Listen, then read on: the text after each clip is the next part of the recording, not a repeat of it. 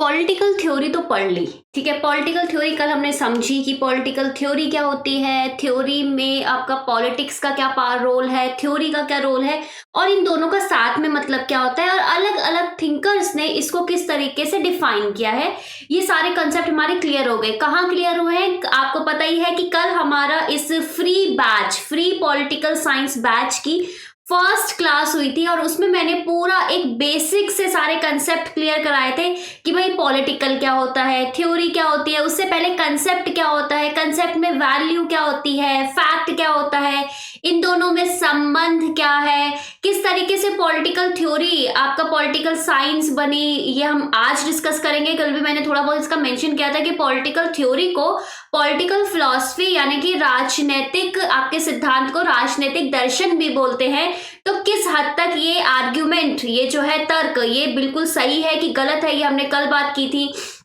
और हमने कल बात ये भी किया था कि जो पॉलिटिकल थ्योरी है वो किस तरीके से आई है, उसका क्या मतलब चीज है, मतलब कितने तरीके की स्टेटमेंट होती है, ये सारी हम बात कर चुके हैं। सो जिसको भी ये नहीं पता और ये वीडियो को आप फर्स्ट टाइम देख रहे हैं तो मैं बता दूं, welcome to my channel. First of all, discover study with your political science mentor Preeti Bora. तो दोस्तों, आपको पता ही होगा कि ये मैंने पॉलिटिकल साइंस के लिए एक फ्री बैच लॉन्च किया है, एंड ये बैच किस किस चीजों के लिए अवेलेबल है आपको पता है। अगर आप यूजीसी नेट जेआरएफ की प्रिपरेशन कर रहे हो, PhD entrance, assistant professor entrance, BA या एमए में पॉलिटिकल साइंस अगर आपने पढ़नी है, या फिर पीजीटी का कोर्स, कोई भी पॉलिटिकल साइंस से रिलेटेड, इवन पीएसआईआर से भी अगर आप रिलेटेड हो तो कॉन्सेप्ट आपके डेफिनेटली क्लियर होंगे, ठीक है। सो चलिए आज हम लेक्चर नंबर 2 की तरफ चलते हैं, जिसमें हम बात करेंगे कि भाई इसका नेचर क्या है, इसकी प्रकृति कैसी है, इसकी सिग्निफिकेंस, इसका क्या मतलब, इसका महत्व है, इसकी कैरेक्टरिस्टिक्स, इसकी विशेषताएं क्या है, एंड सबसे इंपॉर्टेंट क्वेश्चन कि पॉलिटिकल साइंस और पॉलिटिकल थ्योरी में क्या डिफरेंस है, इन दोनों में मैं विभाजन करूं तो कैसे करूं, ठीक है। एक चीज मैं आपको पहले से ही बताना चाह रही हूँ कि नीचे स्क्रॉल बार में मेरा ये टेलीग्राम चैनल चल रहा है @the discover study. Already unit 1 पढ़ाने से पहले ही मैंने एक थोड़ा चेंज लाया है कि पढ़ाने से पहले ही मैंने पूरी यूनिट के नोट्स डाल दिए, सो दैट जब तक मैं ये पूरा यूनिट नंबर 1 पढ़ाऊं तब तक आप नोट्स को कम से कम 4 या 5 बार पढ़ लें, सो दैट आपका कंसेप्ट क्लियर हो जाए। बिकॉज मेरा मोटिव कोई भी पेड कोर्स का नहीं है, मेरा मोटिव है कि आपके कंसेप्ट क्लियर होने चाहिए, आपका सिलेक्शन होना चाहिए। अब उसके लिए आप सभी को पता है मैं फ्री एमसीक्यू भी देने वाली हूँ, जस्ट हम स्टार्ट कर रहे हैं, तो थोड़ा इस वीडियो की ड्यूरेशन कल भी 40 मिनट थी, आज भी थोड़ा इसी के आसपास रहेगी, लेकिन धीरे धीरे इसकी ड्यूरेशंस भी बढ़ेंगी एंड आपको एमसीक्यू भी मिलेंगे। बस थोड़ा सा होता है ना कि स्टार्टिंग में मुझे चीजें सेटअप करने के लिए टाइम दीजिए। तो चलिए स्टार्ट करते हैं। मैं स्टार्ट में आपको कल भी मैंने बैटमैन वर्सेस सुपरमैन के एग्जाम्पल देके आपको बहुत सारी चीजें समझाई थी, तो आज मैं चलती हूँ जेम्स बॉन्ड की तरफ, ठीक है। ये कैरेक्टर आप सभी को पता है, 007 जेम्स बॉन्ड। इनका काम क्या होता है आपको पता है कि कुछ भी मिस्ट्री है, कोई भी क्राइम है, कुछ भी जासूसी, कुछ भी इनको ढूंढना है, तो ये क्या करते हैं कि अच्छा ये प्रॉब्लम हुई है, चलो जाके फाइंड आउट करते हैं कि एक्चुअल इसके पीछे रीजन, कारण क्या है, और ये कारण क्यों पता लगाना चाहते हैं। ये बहुत इंपॉर्टेंट है, ध्यान से सुनिएगा, बिकॉज यही आपकी डेफिनेशन है आपकी पॉलिटिकल थ्योरी की। मैं थोड़ा सा 5 मिनट आपका लेके कल का लेक्चर रिवाइज करा देती हूँ, हल्का सा एक समअप दे देती हूँ। ये क्या करते हैं कि भाई क्राइम को ऐसे ढूंढते हैं और उसको वो सॉल्व करने की कोशिश करते हैं। सॉल्व करना जरूरी क्यों है हमारे क्राइम में, क्योंकि भाई सोसाइटी में हम रह रहे हैं, तो एक सेफ्टी, सुरक्षा वाला चीज तो होनी चाहिए ना, कि हम सुरक्षित महसूस करें, हम ये महसूस करें कि जहां पे हम रह रहे हैं वहां पे हम कुछ भी कर सकते हैं, फ्रीली रह सकते हैं, हमें कोई खतरा नहीं है, ठीक है। उसके लिए क्या करना पड़ेगा, उसके लिए भाई सेफ्टी के लिए जो भी काम आपको लग रहा है कि व्यवस्था के विरुद्ध है, अब मैंने व्यवस्था क्यों बोला है, यहाँ पे साइंस आएगा थोड़ी देर में, इसलिए मैंने बोला है। तो हमको पता है कि जब भी हम सोसाइटी यानी कि समाज में रहते हैं, कल भी मैंने बोला था कि पॉलिटिकल जो थ्योरी है वो एक ऐसा डिसिप्लिन है, एक ऐसी स्टडी है जो संबंधित है पब्लिक से। अब खुद से तो पॉलिटिक्स करते नहीं हो, सबसे संबंधित है, ठीक है ना। तो इसमें हम क्या देखते हैं कि पब्लिक की सिक्योरिटी के लिए हम क्या करते हैं कि कुछ एक कॉपरेशन करते हैं कि हाँ साथ में आओ, कुछ रूल्स बनाओ, उन रूल्स को फॉलो करो। और कल भी जब हमने कंसेप्ट की बात की थी तो हमने बोला था कि उसमें एक बहुत बड़ा स्पंज बॉब का क्वेश्चन था कि यार ये अथॉरिटी किसके पास है जो ये कंसेप्ट एक्सेप्ट करता है। सो ऑब्वियसली हम अपनी सुरक्षा के लिए कुछ बेसिक नॉर्म्स, रूल्स, कानून हम मानते हैं खुद से कि हाँ हम इसको मानेंगे, सो दैट कि सब लोग मानेंगे तो हम एक सिक्योर रहेंगे कि अच्छा ठीक है सब लोग ये कानून मान रहे हैं, इसका मतलब क्या है कि हम सेफ हैं। तो ये क्या करते हैं, ये जो प्रॉब्लम्स है उनको फाइंड आउट करते हैं, उसका सॉल्यूशन निकालते हैं। क्यों सॉल्यूशन निकालते हैं? ताकि जो फ्यूचर है वो सिक्योर यानी कि सुरक्षित रह सके। यही करते हैं ना आपके जेम्स बॉन्ड। सो डेफिनेटली इनको आप रिलेट कर सकते हो पॉलिटिकल थ्योरी से। राजनीतिक सिद्धांत एक ऐसा डिसिप्लिन है आपके सामने, एक ऐसी स्टडी है जिसमें हम आइडियाज, विचार, ठीक है, आपके बिलीफ, आपकी जो मान्यताएं हैं, आपके जो कस्टम है, आपके जो रूल्स हैं, उनको पुराने से या अभी के संदर्भ में, पुराने के संदर्भ में, हर जगह से हम लेते हैं, देखते हैं कि कौन सी चीज कहाँ फिट बैठ रही है और कहाँ प्रॉब्लम है। प्रॉब्लम को सॉल्व करने की कोशिश करते हैं। क्यों करते हैं? ताकि एक व्यवस्थित, ऑर्गेनाइज्ड एक समाज में हम व्यवस्थित तरीके से रह सके, ठीक है। और बार बार ये हम चैलेंज क्यों करते हैं, बार बार नई थ्योरीज क्यों आती है? कल भी मैंने बोला था कंटेस्टेड कंसेप्ट होते हैं, कंटिजेंटली कंटेस्टेड कंसेप्ट होते हैं। बॉर्च एंड बॉल ने बोला है ना, दो अलग अलग चीजें। क्यों बोला था? क्योंकि कभी भी ये फिक्स्ड नहीं है। बट मैक्स वेबर ने क्या बोला? आइडियल, कुछ आदर्श तो है ना। अगर मैंने जो समझ लो ये बॉटल बोली तो बॉटल से आपको समझ जाओगे ना, अच्छा ये बॉटल की बात हो रही है। अभी बॉटल मेरी इस शेप की है, आपके घर में कुछ अलग शेप की होगी। यानी कि कंसेप्ट, अगर मैंने डेमोक्रेसी बोला तो आप समझ जाओगे कि डेमोक्रेसी में मैं क्या बात कर रही हूँ। लेकिन डेमोक्रेसी हर एक कंट्री के लिए, हर एक लोग के लिए अलग अलग है, ठीक है। यही काम है पॉलिटिकल थ्योरी का। नेक्स्ट बात करते हैं पॉलिटिक्स। पॉलिटिक्स में हमने कल बात की थी, तो पॉलिटिक्स का काम क्या है? सो डियर, पॉलिटिक्स का काम है ये जो कानून, एक व्यवस्थित समाज में रहने के लिए कुछ कानून चाहिए, इनको बनाना किसके हिसाब से? अपने हित के हिसाब से। उसको बदलाव करना जब जरूरत है, क्योंकि आपको पता है हमारी सोसाइटी कैसी है, डायनामिक है, गतिशील है। और उनको प्रिजर्व करके रखना, उनको बचा के रखना कि कोई भी इसका उल्लंघन ना करे। क्यों? क्योंकि जब भी हम पॉलिटिकल थ्योरी या पॉलिटिक्स की बात करते हैं, हमारा मतलब क्या होता है? जैसे यहाँ पे भी देखो, लोग वोट डालने जा रहे हैं, आपकी स्पीच चल रही है, आपका इलेक्शन, आपके प्रेसिडेंट, आपके prime minister, government, state, constitution, कानून, आपके रूल्स, प्रोसीजर्स, ये सब बिल, एक्ट, इनकी तो बात करते हो ना जब भी पॉलिटिक्स की बात करते हो, पब्लिक पॉलिसी की बात करते हो। तो ये सब क्या है? अपने बनाना नए ये कानून, उनको बदलाव करना फ्यूचर के हिसाब से, और उनको प्रिजर्व करके रखना। प्रिजर्व कैसे? कि जो भी उनका उल्लंघन करे उसे क्या मिलेगी? सजा। दैट इज आपका पॉलिटिक्स। पॉलिटिक्स कैसे होती है? पॉलिटिक्स दो तरीके से होती है। पहला कि आप कैसे कर सकते हो, दूसरों से लड़ लड़ के अपने बात मनवा सकते हो, या दूसरों के साथ सहयोग करके बात मनवा सकते हो।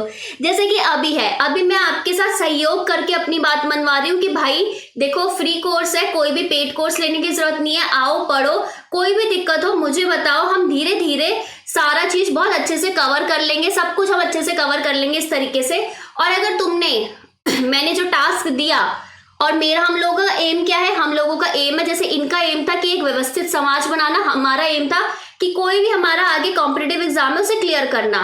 तो अभी मैं क्या कर रही हूँ? अभी मैं कॉपरेशन, सहयोग वाली भावना के साथ तुम्हारे साथ आ रही हूँ, तुम्हारे को वीडियो लेक्चर दे रही हूँ फ्री में आपकी पीडीएफ मिल रही है। अभी एमसीक्यू भी आज मैंने ट्रायल शुरू कर दिया है, 2-3 दिन में बहुत अच्छे से आ जाएंगे वो, ठीक है। ये सब चीजें हो रही है। अगर ये सब करने के बाद भी जो मैंने आपको टास्क दिया है, अगर आपने वो पूरा नहीं किया, तो फिर मैं कौन से मोड में आ जाऊंगी? कॉन्फ्लिक्ट वाले मोड में। मैं आपको डांटना शुरू कर दूंगी। मैं कभी कभार अभी भी डांट देती हूँ। मेरे को पता है कि कुछ लोग हैं जैसे ना ग्रुप में कभी कभार होता है ना, बहुत अनरियलिस्टिक डिमांड आपको देखने को मिलेगी। तो मुझे ऐसा लगता है कि यार लोग अभी जो आपको अवेलेबल है उस पर फोकस करने की बजाय अगर तुम 10 चीजें देख रहे हो ना, तो मेरे नजर में पता है क्या आता है? मुझे लगता है कि यार ये लोग सीरियस नहीं है। और मेरे को जो लोग 10 क्वेश्चन पूछते हैं उनसे प्रॉब्लम नहीं है, मुझे उनसे प्रॉब्लम है जो सीरियसली काम नहीं कर रहे, ठीक है। तो सीरियस होके काम कीजिए। जब मैंने बोला स्टैंडर्ड बुक्स पढ़ना है, तो इसका मतलब भाई पढ़ना है। लोग तुम्हें पागल बनाएंगे कि भाई वो स्टैंडर्ड बुक मत पढ़ो, हम ये कोर्स दे रहे हैं, वो कोर्स दे रहे हैं। कुछ नहीं है, सब मतलब मैं बता रही हूँ, सब सब धोखा है। वो भी किसके साथ? आपके टाइम के साथ, आपके करियर के साथ। समझ रहे हो? सो क्या है, पॉलिटिक्स में क्या करना होता है कि दूसरों को इन्फ्लुएंस करना कि आप हमारे हिसाब से एक्शन लें, जो आप पहले नहीं कर सकते थे। दो तरीके से कर सकते हो, कोऑपरेट करके, कॉन्फ्लिक्ट करके, ठीक है ना। नेक्स्ट मैंने आपको क्या बोला था, क्यों चाहिए ये पॉलिटिक्स, ये ऐसा सब कुछ क्यों चाहिए मुझे, कॉन्फ्लिक्ट, कोऑपरेशन, एक व्यवस्थित समाज क्यों चाहिए? क्योंकि पॉलिटिक्स का एक लौता जो एम, उद्देश्य है वो है कि सब लोगों के लिए, देखो ये सारे लोग कितने आराम से सब लोग हक करके एकदम से दोस्ती की तरह है, तो ये क्या कर रहे हैं, आराम से रह रहे हैं, भाईचारे के साथ रह रहे हैं, एक वेल ऑर्डर्ड सोसाइटी में रह रहे हैं, एक संगठित समाज बोलते हैं, एक अच्छी जिंदगी जी रहे हैं, गुड लाइफ जी रहे हैं नॉर्म्स के अंदर। अगर मैंने बोला 8:30 बजे क्लास है, क्लास करना, कल की क्लास से पहले आज का होमवर्क खत्म करना, तो आपकी लाइफ इजी हो जाएगी। आपको 10 चीजों के बारे में सोचने की जरूरत नहीं पड़ेगी, क्योंकि मैंने आपका सोचने वाला काम ही इजी कर दिया। समझ रहे हो ना? पेपर 1 के लिए भी मैं आपका कुछ जुगाड़ करूंगी, बस मुझे 1 हफ्ता दो, ठीक है। नेक्स्ट, अब थ्योरी क्या है? थ्योरी के बारे में अगर मैं बात करूं तो थ्योरी में आते हैं 3 चीज, ठीक है। सो आर्नोल्ड ब्रेच ने 2 तरीके से थ्योरी को डिफाइन किया था, एक तो ब्रॉड वे में और एक नैरो वे में। उन्होंने सिंपली बोला था थ्योरी क्या होती है? थ्योरी होती है कि यार किसी भी प्रॉब्लम आपने देखी, उसके बारे में सोचा कि अच्छा इस प्रॉब्लम को ऐसे सॉल्व किया जा सकता है, मैंने एक हाइपोथेसिस दी, ठीक है, परिकल्पना दी कि ऐसा हो सकता है, एंड अगर वो परिकल्पना मल्टीपल केसेस में मेरे को ठीक लगी तो मैंने एक थ्योरी बना दी। अब वो थ्योरी क्या है कि हाँ, ये हमेशा मैंने बहुत सारी चीजों में नोटिस किया है कि ये हमेशा अगर मैं लिबर्टी दे रही हूँ तो लोग डेमोक्रेटिक हो रहे हैं। मैंने नोटिस किया 10 जगह, मैंने नोटिस किया, मैंने उसको क्या बना दिया, मैंने एक थ्योरी बना दी। अब वो थ्योरी क्या है, रेडी टू बी टेस्टेड, कि अब वो टेस्ट होगा। जब वो टेस्ट हो जाएगा, प्रूफ हो जाएगा, मेरे पास ऑब्जर्वेशन आ जाएगी, मेरे पास डेटा आ जाएगा, मेरे पास उसके पीछे की साइंटिफिक रीजनिंग आ जाएगी, तब वो क्या बन जाएगा, वो फैक्ट बन जाएगा। अच्छा, वैल्यू क्या होती है, फैक्ट क्या होता है, कल ऑलरेडी बता चुकी हूं, चाहिए तो मैं आई बटन में लिंक डाल दूंगी, ठीक है ना। सो सबसे पहले इसकी शुरुआत कैसे होती है, एक थॉट आता है हमारे दिमाग में ना, एक विचार आता है, ठीक है। उस विचार के बाद क्या होता है, वो विचार आने के बाद आप क्या करते हो, कुछ सोचते हो, वो विचार आप हर सिचुएशन में उसे टेस्ट करते हो कि हाँ, ये सिचुएशन में भी नोटिस करते हो कि अच्छा इधर भी अबे मतलब सही सेम रिजल्ट आ रहा है कि नहीं। एंड जब मल्टीपल उसमें सेम रिजल्ट आता है तो आप उसे एक थ्योरी की तरह जनरलाइज करके एक प्रस्तुत करते हो। उसके बाद क्या होता है, उसकी टेस्टिंग होती है, देन आपका साइंटिफिक फैक्ट बनता है। तो ये तो हो गई पूरी प्रोसेस कैसे चलती है। अब एक बुक के बारे में मैं बोलना चाहूंगी, दिस इज, अब आपको पता है कल हमने थोड़ा बेसिक लेक्चर पढ़ा था, कल बुक्स के बारे में बात नहीं की थी। आज इस पूरे लेक्चर में आप 7-8 बुक डेफिनेटली समझ लोगे। आज के आज ही इन बुक्स का ईयर, इन बुक्स के ऑथर और ये बुक याद कर लेना, ठीक है। इस बुक के अंदर का भी पूछते हैं, वो मैं आपको बाद में बताऊंगी, उसके लिए भी मैं आपको एडिशनल लेक्चर्स दूंगी, डोंट वरी। सिर्फ एक क्लास नहीं होने वाली है आपकी, फ्यूचर में 2-2, 3-3 क्लास भी होंगी, ध्यान रखना। द नर्व्स ऑफ गवर्नमेंट, ठीक है, द नर्व्स ऑफ गवर्नमेंट करके ये बुक है, models of political communication and control, कि किस तरीके से राजनीतिक संचार होता है और राजनीतिक आपका नियंत्रण होता है। किसकी है, कार्ल डब्ल्यू डूश की, ठीक है। सो इसमें इन्होंने बोला है थ्योरी क्या है, थ्योरी बेसिकली एक एब्स्ट्रैक्ट चीज है जो आप मल्टीपल चीजों में, मल्टीपल लोगों की जो अवधारणा है, बिलीव्स है, उनको आप इकट्ठे करते हो और कम्युनिकेट करते हो और देखते हो कि अच्छा ये सब लोगों का बिलीफ है, तो ये क्या बन गई, एक थ्योरी बन गई, जिसके परिणाम स्वरूप आपके आइडियल्स बनते हैं, कुछ मानक बनते हैं, कुछ आइडियोलॉजी बनती है, विचारधारा बनते हैं, कुछ कस्टम बनते हैं, ठीक है, कुछ आपके रूल्स बनते हैं। ऐसा इस बुक में लिखा हुआ है थ्योरी के बारे में, ठीक है। नेक्स्ट चलते हैं कि पॉलिटिकल थ्योरी। अब मैंने स्टार्टिंग की थी कि पॉलिटिकल थ्योरी क्या होती है आपके 007 की हेल्प से, उसके बाद मैंने पॉलिटिकल और थ्योरी भी बता दिया आपको। कल भी मैंने बताया था, कल मैंने बहुत बेसिक बताया था, आज मैं प्रॉपर आपको जो टेक्स्ट बुक वाले हैं वो बता रही हूँ। अब मैं बात करती हूँ कि इसकी शुरुआत कैसे हुई। तो पॉलिटिकल थ्योरी आप सभी को पता है 5th सेंचुरी BC में स्टार्ट हुई है, बिफोर क्राइस्ट, जब आपके सोक्रेटिस वगैरह थे, उससे भी पहले आपकी शुरुआत हुई है। तो ये लोग क्या करते थे, ये देखते थे कि अच्छा ये कुछ प्रॉब्लम्स हैं, जिंदगी की कुछ प्रॉब्लम्स हैं, उस प्रॉब्लम को क्या करते थे, ये डिबेट करते थे, डिस्कशन करते थे, डायलेक्टिक होता था। होता क्या है डायलेक्टिक, अभी नहीं बताऊंगी मैं, कमेंट में जिसको आता है वो लिख सकता है। यूनिट नंबर 2 में बताऊंगी और बहुत अच्छे तरीके से बताऊंगी। अभी के लिए ये समझ लो कि हर चीज डिस्कशन करके ये सॉर्ट करते थे, और फिर इनको जो लगता था ना कि जो बेस्ट सॉल्यूशन है डिस्कशन करके, ठीक है, तो वो इसको एज अ सॉल्यूशन देते थे। वो सॉल्यूशन क्या हो जाता था? थ्योरी। ठीक है, सो इस समय एंशिएंट ग्रीस में इनकी शुरुआत हुई। देखो सब लोग कितने आराम से बात कर रहे हैं, आराम से झूम रहे हैं। ठीक है, तो इस तरीके से यहाँ पे इसकी शुरुआत होती है पॉलिटिकल थ्योरी की, जिसका मेन एम होता है कि लोगों की जो समस्याएं हैं इनको दूर करना। ठीक है ना।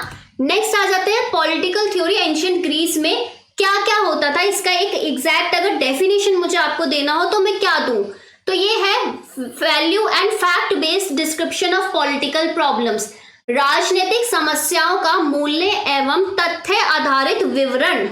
ठीक है, नेक्स्ट अगर मैं बात करूं, ठीक है, तो ये तो अभी तक मैंने बात की कि पॉलिटिकल थ्योरी क्या होती है, पॉलिटिक्स क्या है और थ्योरी क्या है, और दोनों का मिक्सचर हल्का सा जो आपके बुक्स में होता है। ठीक है, अगेन जिसको भी पॉलिटिकल थ्योरी के लिए पढ़ना है तो बुक्स में आपको 2 रिकमेंड कर देती हूँ। एक तो ओपी गाबा, आप सभी बोलोगे ओपी गाबा इतनी अच्छी नहीं है, बट एक बात बताऊं एग्जाम में उससे आता है, इसलिए उसको ही पढ़ना पड़ेगा आपको। दूसरा एंड्रयू हेवुड भी बहुत अच्छी बुक है। दोनों की ही पीडीएफ आपको फ्री ऑफ कॉस्ट इंटरनेट में अवेलेबल है। बुक का नाम लिखो, पीडीएफ लिखो, इंग्लिश लिखो तो आ जाएगी। हिंदी वालों के लिए क्या करना है, इंग्लिश वाली पीडीएफ डाउनलोड कर लो, गूगल ट्रांसलेट में पूरी पीडीएफ डालो, हिंदी में ट्रांसलेट हो जाएगी। ठीक है, अब दोबारा मत पूछना कैसे बुक करना है, और बुक पढ़ना स्टार्ट करो। दोनों बुक्स के एक एक चैप्टर, जिसने भी जो भी बुक पढ़नी है फर्स्ट चैप्टर आपको पढ़ना है, होमवर्क दे दिया है मैंने। अब देखो, अब पॉलिटिकल थ्योरी को बदनाम किया जाता है कि यार क्या है ये, हमें तो समझ ही नहीं आता। क्या ये फिलॉसफी है, क्या ये दर्शन है, क्या ये हिस्ट्री है, क्या ये इतिहास है, या क्या ये साइंस बन चुकी है, विज्ञान बन चुकी है। अब ये बड़ा इंटरेस्टिंग है, विज्ञान वाला अभी समझाऊंगी आपको। इस इमेज को बहुत ध्यान से देखिए, इसमें आपको क्या दिख रहा है। ठीक है, 10 सेकंड ले लो और मुझे बताओ इसमें आपको क्या दिख रहा है। इसमें आपको बहुत सारे लोग दिख रहे होंगे, एक सेंट्रल फिगर दिख रही होगी ये ऑरेंज में। ठीक है ना, ये क्या कर रहे हैं, ये ऐसे ऐसे करके कुछ बोल रहे हैं, और पीछे क्या है, पीछे आधे लोग इनको सुन रहे हैं, कुछ लोग इनको क्रिटिसाइज कर रहे हैं, आलोचना कर रहे हैं, और कुछ लोग इनकी बातों पे विचार कर रहे हैं। सो फिलॉसफी क्या होती है, दर्शन क्या होता है? दर्शन होता है किसी भी समस्याओं के बारे में दिया गया अपना एक विचार। ठीक है, चिंतन जैसे अब फिलॉसफी, पॉलिटिकल थ्योरी फिलॉसफी कैसे है भाई, क्योंकि पॉलिटिकल थ्योरी कहीं ना कहीं बहुत सारे जो विचारक हमारे रहे हैं पुराने, ठीक है, या फिर नए जो भी अभी आएंगे, तो उनका हर एक इंडिविजुअल पर्सन का कहीं ना कहीं कुछ ना कुछ उनका क्या है, सॉल्यूशन है पॉलिटिकल राजनीतिक समस्याओं का। इसलिए पॉलिटिकल थ्योरी फिलॉसफी है। हर एक का जो सॉल्यूशन होता है वो डिफरेंट भी होता है, ये ध्यान रखना। अब फिलॉसफी ऑब्वियसली आपको पता है फिक्स्ड नहीं है, टाइम बदलते रहता है, वक्त क्या है, गतिशील है, आपको पता है। आपकी सोसाइटी क्या है, गतिशील है, बार बार चेंजेस आते हैं। जैसे पहले हमारे पास फोन भी नहीं हुआ करते थे, फिर वो तार वाले फोन, फिर छोटा डब्बे वाले फोन, अब स्मार्टफोन आ गए, अब वर्चुअल रियलिटी आ गया। ठीक है, इस तरीके से काफी सारी चीजें आपके पास आ चुकी हैं, स्मार्ट वॉचेस आ चुकी है। सो क्या है, इसी तरीके से जैसे साइंटिफिक आपका प्रोग्रेशन होता है, डेवलपमेंट होता है, ग्रोथ होता है, वैसे ही आपका फिलॉसफी में भी प्रोग्रेशन, ग्रोथ, डेवलपमेंट होता है। तो फिलॉसफी में क्या होता है कि यार देखो, एक कोई पर्सन है, वो पर्सन ने क्या बोला कि ठीक है मेरे को लगता है ये प्रॉब्लम को ऐसे सॉल्व करना चाहिए, तो वो क्या है, वो उसका दर्शन है। फिर उसको क्या होता है, वो दर्शन को लोग अपना भी सकते हैं, उसको क्रिटिसाइज, आलोचना करके दूसरा अपना दर्शन भी दे सकते हैं, और ऐसा भी हो सकता है कि इन दोनों का मिला के कुछ नया ही वर्जन हमें मिलने को मिले। ठीक है, थीसिस, एंटीथीसिस, सिंथेसिस, डायलेक्टिक, द्वंद्वात्मक प्रक्रिया हिंदी वालों। सो क्या है, ये पॉलिटिकल थ्योरी क्या है, कहीं ना कहीं फिलॉसफी कैसे है, क्योंकि ये नॉर्मेटिव है, ये आपका प्रिस्क्रिप्टिव है। कल मैंने नॉर्मेटिव और प्रिस्क्रिप्टिव क्या होता है ये बताया था। नॉर्मेटिव का मतलब क्या होता है, मानक है। जैसे कि मुझे कुछ नहीं पता कि क्या करना है क्या नहीं करना, बट मेरे को बता दिया कि तुम पॉलिटिकल साइंस के स्टूडेंट हो, तुम्हें ये 10 यूनिट पढ़नी है, यानी कि मेरे को एक जनरल स्टैंडर्ड मिल गए हैं कि ठीक है मुझे ये 10 बुक पढ़नी है। अब मेरे लिए प्रिस्क्रिप्टिव कैसे है, डॉक्टर के पास गई, मैं बीमार हो रखी थी, तो डॉक्टर ने मुझे, मेरे को नहीं पता था कि यार ये बीमारी कैसे ठीक होगी, क्या होगा क्या नहीं होगा। डॉक्टर ने मुझे लिस्ट दी, 2-3 दवाइयां ये खाना है, इस समय पे इतनी खुराक खानी है, मैंने चुपचाप से खा ली, मैंने क्वेश्चन नहीं किया, यानी कि जो डॉक्टर ने मुझे बताया मैंने सिर्फ उसे फॉलो किया है। मैंने कुछ क्वेश्चन नहीं किया, यानी कि फिलॉसफी क्या है, या तो उस पर्टिकुलर जो आपका थिंकर है उसका अपना विचार है, आप उसे क्या कर रहे हो, या तो अपना रहे हो, ठुकरा रहे हो, या क्रिटिसाइज कर रहे हो। लेकिन जब भी अगर आपका कोई एलिमेंट ऐड होगा तो वो एक नई फिलॉसफी निकलेगी, समझ रहे हो ना। नेक्स्ट आता है जैसे कि इसमें इसका एग्जाम्पल इमैनुअल कैंट, इनकी अगर मैं बात करूं, इनकी बुक का मुझे नाम बताना, इमैनुअल कैंट की बुक का, 3 बुक का नाम बताना, critic of dash dash dash, 3 book हैं, इनके ईयर भी बताओगे आप मुझे कमेंट सेक्शन में। अगर आपको उस समय नहीं आएगा तो आप बाद में लेक्चर देखने के बाद वापस आओगे वीडियो में और कमेंट में इनके नाम लिखोगे। तो इमैनुअल कैंट ने एक स्टेटमेंट बहुत अच्छे से बोली थी फिलॉसफी में। इन्होंने बोला था कि फिलॉसफी ना बेसिकली 3 चीजों से डील करती है, संबंधित है। व्हाट कैन आई नो, मैं क्या जान सकता हूँ।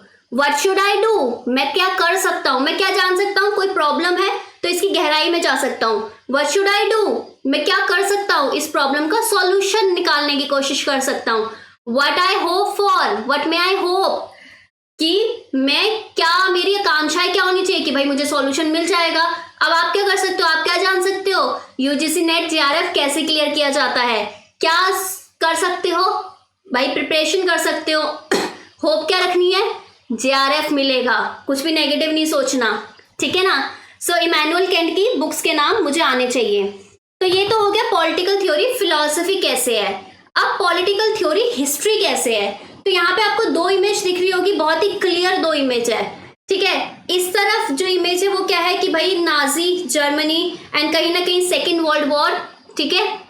दूसरी तरफ क्या है, कोल्ड वॉर, ठीक है, शीत युद्ध और द्वितीय विश्व युद्ध और शीत युद्ध। क्या देखने को मिलता है, क्या, एक बात बताओ, क्या हिस्टोरिकल इवेंट्स हमारे लिए इंपॉर्टेंट नहीं है, महत्व नहीं रखते?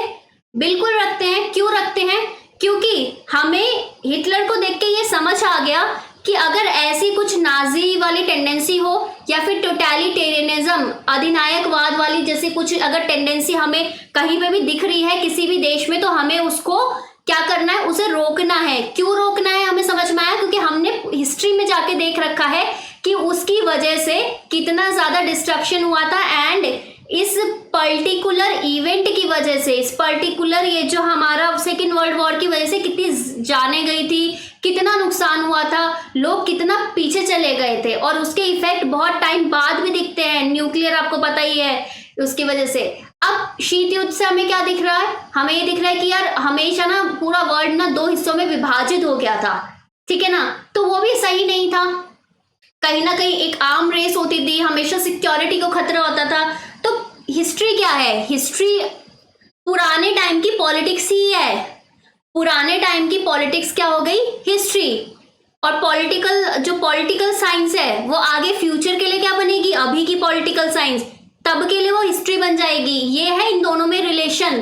तो पॉलिटिकल थ्योरी हिस्ट्री में बहुत ही इंपॉर्टेंट है, क्योंकि हिस्ट्री से हम काफी सारे थिंकर्स से, उनकी थ्योरीज से हम सीखते हैं। हम अभी भी पढ़ते हैं ना political theory, western political thought, Indian political thought, क्यों पढ़ते हैं? हमारा कॉन्स्टिट्यूशन, सबसे इंपॉर्टेंट बात, हमारा कॉन्स्टिट्यूशन कितना पुराना है, हमारा कॉन्स्टिट्यूशन, ठीक है ना, लेकिन अभी भी फॉलो हो रहा है। क्यों फॉलो हो रहा है, क्योंकि हिस्ट्री में हमने एक्सपीरियंस कर लिया था अपने फ्रीडम स्ट्रगल के दौरान कि हमें ये प्रॉब्लम आएगी फ्यूचर में, तो इसे संविधान में लिख के रखो, इसका सॉल्यूशन अभी से दे के रखो। तभी तो हमें नया कॉन्स्टिट्यूशन अपनाने की जरूरत नहीं पड़ी, हमने सिर्फ थोड़े थोड़े चेंजेस किए हैं। देखो 100 चेंजेस कुछ नहीं होते, क्योंकि देखो इतना लंबा टाइम देख लो ना, हमारा पूरा सोसाइटी चेंज हो गई है, पॉलिटिक्स चेंज हो गई है, आपका इकोनॉमिक्स, इंटरनेशनल रिलेशन सब चेंज हो गया है, फिर भी हमें इतने चेंजेस करने पड़े। हम पुराना कॉन्स्टिट्यूशन अभी भी मानते हैं, राइट। सो ये आपका इन दोनों में इस तरीके से पॉलिटिकल थ्योरी हिस्ट्री है। और हिस्ट्री एक और तरीके से है, क्योंकि जितने भी थिंकर्स मोस्टली आपने अभी पढ़ रहे होंगे हिस्ट्री में ही है, आप मिलेंगे आपको, ठीक है ना। उन्होंने कुछ थ्योरीज दिए हैं, कुछ कंसेप्ट दिए हैं, कुछ आपके आइडियाज, कुछ सॉल्यूशंस दिए हैं, जो कि आप अभी भी, कुछ विभाजन दिए हैं, कुछ कैटेगरीज दिए हैं, कुछ सिस्टम्स दिए हैं, जो हम अभी भी फॉलो करते हैं। नेक्स्ट, जैसे फॉर एग्जाम्पल देखो यहाँ पे क्या हो रहा है, एक मैं साइड हो जाती हूँ, आपको ये पिक्चर बहुत अच्छे से देखने देती हूँ। ये लो, देखा तो क्या हो रहा है, ये लोग हाथ मिला रहे हैं बेसिकली। कुछ याद आ रहा है हिस्ट्री कैसे है, सोशल कॉन्ट्रैक्ट, हमने बोला कि भाई सोसाइटी में थोड़ा लॉ एंड ऑर्डर इतना सही नहीं था, तो हमने सोशल कॉन्ट्रैक्ट किया कि आप हमें प्रोटेक्शन दो, बदले में हम आपको रेवेन्यू देंगे। ठीक है, हमारे राजा महाराजाओं के उसमें भी ऐसे ही हुआ था। सोशल कॉन्ट्रैक्ट थ्योरिस्ट है, किस तरीके से स्टेट ऑफ नेचर में प्रॉब्लम थी, ह्यूमन नेचर कैसा था, आपका किस तरीके से सोसाइटी आई, फिर उस सोसाइटी को मैनेज करने के लिए किस तरीके से व्यवस्था आई। तो क्या है ये हिस्ट्री की वजह से ही तो हमने अभी की व्यवस्था स्थापित की है ना। हिस्ट्री में हमने देख लिया था कि अगर नहीं करेंगे तो क्या होगा। नेक्स्ट आता है सबसे ज्यादा इंटरेस्टिंग की पॉलिटिकल थ्योरी, भाई साइंस कैसे है, विज्ञान कैसे है। अरे भाई विज्ञान ऐसे है, सबसे पहले तो मैं सबसे इंपॉर्टेंट आपको इस इमेज से पहले ये बताना चाहूंगी, एरिस्टोटल क्या बोलते थे वो पॉलिटिकल साइंस को, पॉलिटिकल थ्योरी को, इन सबको क्या बोलते थे, कहते थे भाई मास्टर साइंस है। क्यों मास्टर साइंस है? क्योंकि ये बोलते थे कि देखो, चाहे तुमने इकोनॉमिक्स करनी हो, चाहे तुमने अपने घर का कुछ भी मैनेजमेंट करना हो, चाहे तुम्हें स्कूल मैनेज करना हो, चाहे इंस्टीट्यूशन संगठन मैनेज करना हो, सोसाइटी मैनेज करनी हो, ठीक है कुछ भी मैनेज करना हो, तुम्हें पॉलिटिक्स की जरूरत पड़ती है, तुम्हें इन्फ्लुएंस, पावर, इन सब की जरूरत पड़ती है, अथॉरिटी की जरूरत पड़ती है। तो इसका मतलब क्या है कि सारी साइंस का एक साइंस है पॉलिटिकल साइंस, और ये फादर ऑफ पॉलिटिकल साइंस है। ये साइंस बोलते थे, पॉलिटिकल थ्योरी नहीं बोलते थे। क्यों? क्योंकि जब मैंने थ्योरी बोल दिया तो मैंने बोला कि कुछ आइडियल्स है, कुछ वैल्यू है, कुछ प्रिस्क्रिप्टिव है, क्योंकि तुम्हें बता दिया गया, कुछ नॉर्मेटिव है, और मैंने साइंस बोल दिया तो इसका मतलब क्या हुआ कि यार ये टेस्टेड है, ये थ्योरी ऐसी कोई हवा वाली थ्योरी नहीं है, इसको मैंने ऑब्जर्व किया है, मैंने इसे जनरलाइज किया है, मैंने इसे टेस्ट किया है, इंपीरिकल है ये। इंपीरिकल मतलब आपका टेस्ट किया हुआ, लॉजिकल है ये, इसके पीछे लॉजिक है, रीजन है, इसके पीछे तर्क है, तर्क संगतता है, ठीक है, आपका ये एक्सपीरियंस है, आपका अनुभव जन्य है, ये आपकी एनालिसिस है, विश्लेषण करके ही मैंने एक निष्कर्ष पे पहुंची हूं कि ये इस तरीके से डेमोक्रेसी होनी चाहिए, जस्टिस ऐसा होना चाहिए, पावर ऐसे होनी चाहिए, एक संविधान होना चाहिए। इसलिए इसको क्या बोला है? मास्टर साइंस बोला है। साइंस मतलब जिसको आप टेस्ट कर सकते हो। अच्छा, फिर आप बोलोगे कि यार ऐसा तो साइंस है नहीं, हम जैसे आपका H2+O2 H2O बना देते हैं, उसके बाद हम जैसे केमिकल्स को अगर हमें और भी मिलाना है तो आपका NaCl बनाना है, ठीक है, इस तरीके से हम सॉल्ट कैसे बनाते हैं, 2+2 4 होता है, ये वाली साइंस तो है नहीं जो हमेशा मतलब ट्रू होती है कि 2+2 4 ही होगा, ठीक है, H2+O2 वाटर ही बनेगा, ये वाली साइंस तो हमें नहीं दिखती, इसमें नहीं दिखेगी, क्योंकि ये आपका साइंस नहीं है, ये सोशल साइंस है, सामाजिक आपका विज्ञान है। जब मैंने इसके आगे सामाजिक लगा दिया, इसका मतलब क्या है? ये किससे संबंधित है? लोगों से संबंधित है। अगर लोगों से संबंधित है तो लोगों में एक अवधारणा होती है कि उनके क्या है, उनका विचार है, वो सोच सकते हैं, वो कुछ भी चीज नहीं बना सकते हैं। इसका मतलब क्या है कि वो उनका जो बिहेवियर है वो क्या है, वो फिक्स्ड नहीं है। इस वजह से ये जो साइंस है ये ऐसा है कि सेम तरीके के ट्रेंड दिखाएगी कि भाई अच्छा, अगर लोगों को डेमोक्रेसी दोगे तो वो खुद ही खुश रहेंगे, लिबर्टी में रहेंगे। लेकिन ऐसा नहीं है कि भाई ये साइंस में कॉज एंड इफेक्ट रिलेशनशिप है, ये तो इसमें भी होता है कि सेकेंड वर्ल्ड वॉर हुआ, उसके बाद क्या होगा, ठीक है, कोल्ड वॉर के बाद हमने क्या देखा, ठीक है, ये सब भी है। अगर अभी हम ऐसे कुछ देखते हैं तो हम फटाफट से बोलते हैं कि यार इस चीज को रोकने की जरूरत है।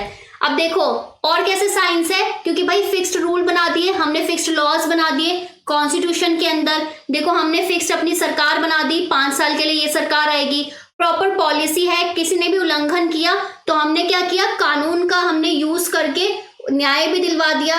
प्रॉपर हमारे क्या है, रिप्रेजेंटेटिव हैं, लोगों को अधिकार है सवाल पूछने का, जवाबदेही लेने का, आपका पारदर्शिता का, सुशासन का, ठीक है। तो ये क्या है, साइंस कैसे है ये, क्योंकि हमने फिक्स्ड मेजर बना रखे हैं कि ऐसे काम होगा, अगर ऐसे नहीं होगा तो तुम ये चीज कर सकते हो, फिक्स कर रखा है ना, सोशल साइंस है।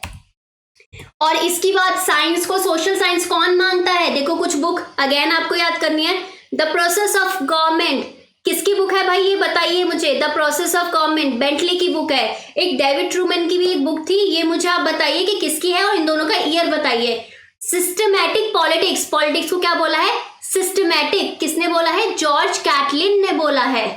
फिर आपका मोस्ट फेमस डेविड एस्टन, उन्होंने तो बोल दिया कि पॉलिटिकल सिस्टम है अलग से। ये सिस्टम कैसे है मैं आपको कंपैरेटिव पॉलिटिक्स, तुलनात्मक राजनीति में बहुत अच्छे से समझाऊंगी। The political system an inquiry into the state of political science, inquiry करनी है भाई। उसके बाद a system analysis of political life, David Easton. एक रॉबर्ट धाल की भी बुक है, वो आप मुझे कमेंट में लिख के बताइए। नेक्स्ट सोशल साइंस, मैंने बताया फिक्स्ड रूल्स है। देखो सब लोग फिक्स्ड रूल्स को लेके खड़े हुए हैं, कोई भी नहीं चाहता कि ये रूल्स गिरे या तोड़े, क्योंकि ऐसा होगा तो फिर क्या होगा, जिसकी वजह से तोड़े जाएंगे वो क्या करेगा, उसको कानून क्या देगा, सजा देगा फिर। ठीक है, नेक्स्ट अब आपका हमने बोला कि साइंस है। साइंस में तो होता है कि जैसे अगर 2 + 2 4, जैसे ये अब मैंने ये पूरा ये मैं साइड हो जाती हूँ, ये मैंने ऐसा बोल्ड लगा रखा है, इसमें मेरे को तीर मारना है, ठीक है ना। इस पे अगर मुझे तीर मारना है तो मेरे दिमाग में फिक्स्ड है कि भाई मेरे को एकदम सेंटर पे तीर मारना है। मुझे पता है कि अगर आपको एमसीक्यू में अगर आपने सही आंसर देना है तो आपके दिमाग में फिक्स है कि ये सही आंसर होना चाहिए। दिस इज क्या है, ऑब्जेक्टिविटी, कि कोई उद्देश्य होता है कि अगर 2 + 2 है तो 4 ही आएगा। अब इसी तरीके से सोशल साइंस में एक डिफरेंस होता है कि ऑब्जेक्टिविटी के साथ साथ आपका सब्जेक्टिविटी भी आती है। जैसे कि फॉर एग्जाम्पल कि आपने एक पेड़ देखा, दिस इज ऑब्जेक्टिव, कि हाँ ऑब्जेक्टिव रियलिटी क्या है कि भाई मुझे एक पेड़ दिख रहा है, सिर्फ मुझे एक पेड़ दिख रहा है। अब आप में से अलग अलग लोग उस पेड़ को अलग अलग तरीके से देख सकते हो। जैसे पहले वाला क्या देख रहा है, सिर्फ पेड़ देख रहा है। दूसरा वाला क्या देख रहा है, पेड़ के फल देख रहा है। तीसरी वाली क्या देख रही है, वो देख रही है भाई इससे तो भाई इससे पैसे मिलेंगे। तो क्या है ये सब्जेक्टिव, क्या है इंटरप्रिटेशन है, यानी कि व्याख्या है कि सेम चीज का अलग अलग चीजों में अलग अलग तात्पर्य होता है। डेमोक्रेसी आपका एक ऑब्जेक्टिविटी है कि हाँ डेमोक्रेसी का मतलब आप मोटा मोटा सब लोग सेम समझते हैं, लेकिन वो डेमोक्रेसी जब मैं एक्चुअली प्रैक्टिकली इम्प्लीमेंट करती हूँ तो यूएस में अलग है, इंडिया में अलग है, चाइना में अलग है, कोरिया में अलग है, इजराइल में अलग है, यूरोपियन कंट्रीज में अलग है। समझ रहे हो। नेक्स्ट अब आते हैं, मैंने आपको बताया कि किस तरीके से पॉलिटिकल थ्योरी फिलॉसफी है, हिस्ट्री है, साइंस है। अब बात करते हैं सेलिएंट फीचर्स की, क्या इसकी क्या विशेषताएं हैं। सो पहली बात, political theory is concerned with society, the state, government and citizen in general, कि समाज, राज्य, सरकार और सामान्य रूप से नागरिकों से संबंधित है, इनका चिंतन करती है। दूसरा क्या करती है पॉलिटिकल थ्योरी, डिस्क्राइब करती है किसी भी चीज को, किसको, पॉलिटिकल फिनोमिना, राजनीतिक परिघटना को क्या करती है, वर्णन करती है कि ऐसा ऐसा था। फिर एनालाइज करती है, विश्लेषण करती है कि अच्छा ऐसा अगर तुम किसी को रिस्ट्रिक्शन, प्रतिबंध लगाओगे तो फिर वो तुम्हारे साथ काम नहीं करेगा, विश्लेषण करके बता रही है। एक्सप्लेन करती है, पूरा मूल्यांकन करती है, मतलब पूरा बताती है। अब फिर उसके बाद इवैल्यूएट करती है, मूल्यांकन करती है कि अच्छा इतने लोग हैं तो इतने लोगों ने वोट डाला, पूरा डेटा होता है ना क्वांटिटेटिव। उसके बाद प्रिस्क्राइब करती है, निर्धारक की तरह काम करती है कि अच्छा ऐसा होगा तो ये करना। कोई तुम्हें अगर हार्ड पावर तुम्हारे सामने कर रहा है और तुमने हार्ड पावर नहीं यूज करनी क्योंकि फिर वॉर हो सकता है, प्रिस्क्राइब किया ना इसने। प्रेडिक्ट करती है कि भविष्यवाणी करती है कि आगे क्या हो सकता है अभी की सिचुएशन देख के। रेल्म ऑफ पॉलिटिक्स है, राजनीति के क्षेत्र में ही ये सारा काम करती है, पॉलिटिकल लाइफ के बारे में बताती है। फिलॉसफी आपका दर्शन, साइंस आपका विज्ञान, आइडियोलॉजी विचारधारा, तीनों का मिश्रण है ये। फैक्ट और वैल्यू का मिश्रण है, तथ्य भी हैं, मूल्य भी हैं, कल बताया था ना। एक्सप्लेन करती है एज वेल एज प्रिडिक्ट, अभी जो हो रहा है उसका आपको उस घटना की व्याख्या करेगी, साथ के साथ ये भी बता दे कि पॉलिटिकल थ्योरी पुराने चीजों के बेसिस पे कि आगे क्या हो सकता है। अंडरस्टैंड करती है पॉलिटिक्स को, सिर्फ पॉलिटिक्स रेल में रह के नहीं कि सिर्फ जैसे पॉलिटिकल साइंस वाले स्टूडेंट की ना सबसे ज्यादा ब्रॉड फील्ड होता है। क्यों? क्योंकि उसको जो भी डिसीजन लेना, जो भी चीज सोचनी है सिर्फ पॉलिटिक्स के हिसाब से नहीं, सोसाइटी, आपका इकोनॉमिक्स, साइकोलॉजिकल, मनोवैज्ञानिक, मॉरल, नैतिकता, सोशल साइंस, सामाजिक आपका विज्ञान, एथिक्स आपका नैतिकता, पर्सपेक्टिव, अलग अलग परिप्रेक्ष्य के हिसाब से सोचना पड़ता है उसको। सिर्फ एक में रह के तो आपके लिए कानून नहीं बनता ना, कानून तो साइंस एंड टेक के लिए भी बनते हैं। अल्टीमेट एम, अल्टीमेट उद्देश्य क्या है, एक अच्छा समाज बनाना, गुड सोसाइटी बनाना, आइडियल स्टेट लेके आना, आदर्श राज्य लेके आना, एक जिम्मेदार ह्यूमन बीइंग बनाना, जिम्मेदार इंसान बनाना। कैसी है ये? डायनामिक है, नेचर में गतिशील है। क्यों? समाज बदल रहा है तो ये भी बदल रही है। जॉर्ज कैटलिन ने क्या बोला था, ये पॉलिटिकल साइंस भी है, पॉलिटिकल फिलॉसफी भी है। अब क्यों इंपॉर्टेंट है इतना जरूरी क्यों है ये बताइए मुझे। ये इसलिए जरूरी है, पहले तो दो लोगों ने इनकी बात की थी। जॉन प्लामनास की एक एस्से आया था the ease of political theory, उसमें इन्होंने बोला था कि जरूरत क्या है इसकी, एक डिवाइस है, एक उपकरण है जिसका हमेशा क्या बोलता है, ये क्या काम करता है, a means always to change the society, जो समाज को बदलने की कोशिश करता है। It recommends agencies of action, ये बताता है कि अभी क्या काम करना चाहिए, और इसके लिए एंड भी इंपॉर्टेंट है और एम्स भी इंपॉर्टेंट है। जैसे कि फॉर एग्जांपल आपका फ्रेंच रेवोल्यूशन हुआ, उस फ्रेंच रेवोल्यूशन के परिणाम स्वरूप आपके क्या आई, लिबर्टी आई, एक आइडियल्स आए ना, ठीक है, लिबर्टी, इक्वालिटी, फ्रेटर्निटी आई। रशियन रेवोल्यूशन के परिणाम स्वरूप जस्टिस आया, एक इवेंट हुआ, उसका हमने एक लोगों ने एक तरीका अपनाया और उसके परिणाम स्वरूप कुछ हमें चेंजेस देखने को मिले सोसाइटी में। अब देखो सी राइट मिल की बुक थी द मार्क्सिस्ट करके ठीक है, इस बुक में सी राइट मिल ने क्या बोला है कि क्यों इंपॉर्टेंट है आपकी पॉलिटिकल थ्योरी। इन्होंने बोला है कि सबसे बड़ी बात, ये सबसे ज्यादा डिफिकल्ट इंटेलेक्चुअल, बौद्धिक और नैतिक आपका एक्सरसाइज है, निर्माण है। इसमें आइडियल्स होते हैं, आदर्श होते हैं, फैक्ट होते हैं, तथ्य होते हैं, सोशल रियलिटी, सामाजिक वास्तविकताएं हमें दिखती हैं, और आपका क्या है, प्रोपोगेंडा, प्रचार हमें दिखता है। फोकस, इसका फोकस होता है मीन्स और एंड दोनों में, कि किसने कौन सा काम कैसे किया है और आपको कैसे करना चाहिए। ये बोलते हैं कि यार ये हायर पॉलिटिकल ऑर्डर की तरफ जाने की कोशिश करती है। जैसे कि अभी फॉर एग्जांपल अभी आपकी जो जस्टिस है वो पहले 1600 में, 1700 ईयर, 1800 और ये अभी जैसे 2023 सब जगह सब ईयर में अलग अलग होगा। क्यों? क्योंकि आपके बार बार आपने चिंतन किया और बार बार इसे चेंज किया है। नेक्स्ट, ये जन्म देती है न्यू थ्योरीज को। जैसे कि हमने देखा कि लिबरलिज्म आया, ठीक है, उदारवाद आया, उसके परिणाम स्वरूप कैपिटलिज्म आया, पूंजीवाद आया। फिर हमने देखा प्रॉब्लम हो रही है यार यहाँ पे, उसको क्रिटिसाइज, आलोचना करते हुए सोशलिज्म आया, समाजवाद आया, फिर आपका मार्क्सिज्म आया। फिर हमने बोला कि लिबरलिज्म चलो हम फॉलो कर रहे हैं लेकिन सब लोग तो इक्वल नहीं है। फेमिनिज्म आया, पहले इन्वायरमेंट इतना इंपॉर्टेंट ही नहीं होता था। इकोलॉजिज्म, मल्टीकल्चरलिज्म, देखो सारे लोग, सारे फ्लैग्स, आराम से देखिए इसको, ठीक है ना, कितना अच्छा लग रहा है ना सब लोग। ये अब नई आइडियोलॉजीज आती हैं। फिर क्या है, पॉलिटिकल थ्योरी के टाइप्स क्या है, प्रकार क्या है, कितने प्रकार की होती है। तो मूलतः 3 प्रकार के होते हैं। पहली क्लासिकल, शास्त्रीय, दूसरा मॉडर्न, आधुनिक, तीसरा कंटेम्पररी, समकालीन। तो क्लासिकल से बात करते हैं। क्लासिकल पॉलिटिकल थ्योरी वही पुरानी वाली, हमने ये सब पढ़ रखा है, जिसमें आपको बता देती हूँ कि जिसमें चीजें नॉर्मेटिव होती है, आपको बता दिया गया ये करना है। पुराने थिंकर्स है, उनकी थ्योरी से आप एज इट इज यूज कर रहे हो, वो वाले थ्योरीज।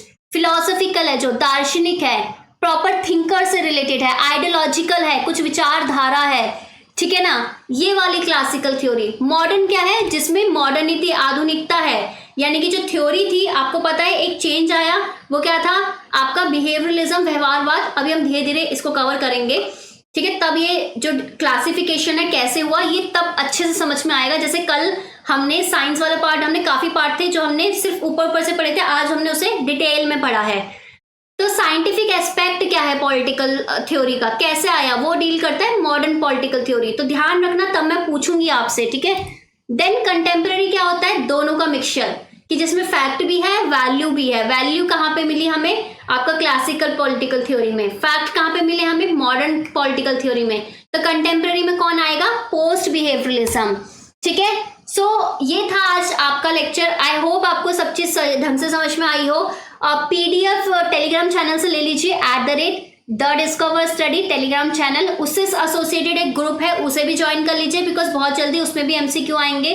कल मैं कराऊंगी डिक्लाइन ऑफ पॉलिटिकल थ्योरी, और सिर्फ ये टॉपिक कराऊंगी बहुत ही डिटेल में। तो प्लीज कल तक का आपका टास्क है कि पॉलिटिकल थ्योरी का इंट्रोडक्शन, उसका मीनिंग, उसके डेफिनेशन, उसका स्कोप, उसके फीचर्स, उसका नेचर, उसका सिग्निफिकेंस, उसके टाइप और उसका डिक्लाइन, ये जितना भी आपको किसी भी बुक में से पढ़ना है, ये पढ़ के आइए। ये टॉपिक्स आपको कल तक पढ़ के आने हैं, तो मतलब आने हैं। बुक्स आपकी अलग से कवर कभी नहीं हो पाएंगी। जो जो टॉपिक होते जाता है उसके साथ साथ बुक्स पढ़ो, अदरवाइज पीछे छूट जाओगे तुम, ठीक है ना। आई होप आपको ये सब अच्छा लगा हो। जिसने भी अभी तक ज्वाइन करा है तो वो चैनल को जरूर सब्सक्राइब कर ले। ये पॉलिटिकल साइंस का फ्री बैच है जो कि मैं आपको हर एक कंसेप्ट कराऊंगी। ये मेरा प्रॉमिस है आपसे। अब आपको यकीन कराने की मेरे को ऐसी कोई इच्छा नहीं है, आपको मैं दिखा दूंगी, ठीक है ना। डेली फ्री क्लासेस है एट 8:30 PM। आ जाना। कोई भी क्वेश्चन होता है तो लाइव चैट में पूछा करो, कमेंट जरूर किया करो, ठीक है। अगर आप रिकॉर्डेड भी देख रहे हो तो कमेंट करो, लाइक जरूर करके जाया करो और शेयर तो पक्का पक्का करना है। आई होप आपका जो कंसेप्ट है वो क्लियर हुए हैं। कल मिलते हैं, तब तक के लिए bye bye, take care, have a nice day.